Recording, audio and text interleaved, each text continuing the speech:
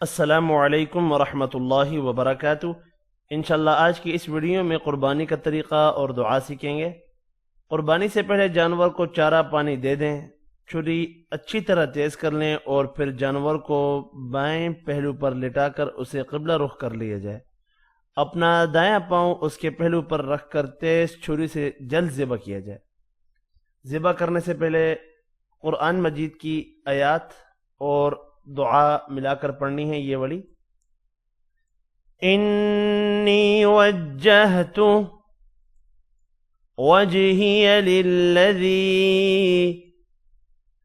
فطر السماوات والارض علی ملت ابراہیم حنیفا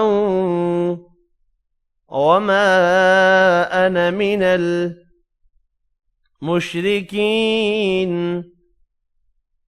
قل إن صلاتي ونسكي ومحياي ومماتي لله رب العالمين لا شريك له وبذلك أمرت وأنا أول المسلمين۔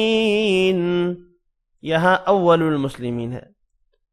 اللهم منك ولك بسم الله اللہ اکبر۔ میں نے اپنا منہ اس ذات کی طرف کیا جس نے آسمانوں اور زمین کو پیدا کیا۔ میں ابراہیم علیہ السلام کی ملت پر ہوں جو حنیف اور مسلم تھے، میں مشرکوں میں سے نہیں ہوں۔ بے شک میری نماز، میری قربانی، میری زندگی اور میری موت سب اللہ رب العالمین کے لیے ہے، اس کا کوئی شریک نہیں۔ مجھے اسی بات کا حکم دیا گیا ہے اور میں سب سے پہلے فرما بدار ہوں۔ اے اللہ، یہ جانور آپ کی طرف سے ملا ہے اور آپ کے لیے ہی قربان کیا جا رہا ہے، اللہ کے نام کے ساتھ، اور اللہ سب سے بڑا ہے۔ اس دعا کو پڑھنے کے بعد ذبح کرتے وقت 3 سے 4 رگیں کٹنی چاہیے اور ذبح کرنے کے بعد یہ دعا پڑھنی ہے: اللہم تقبلہ منی كما تقبلت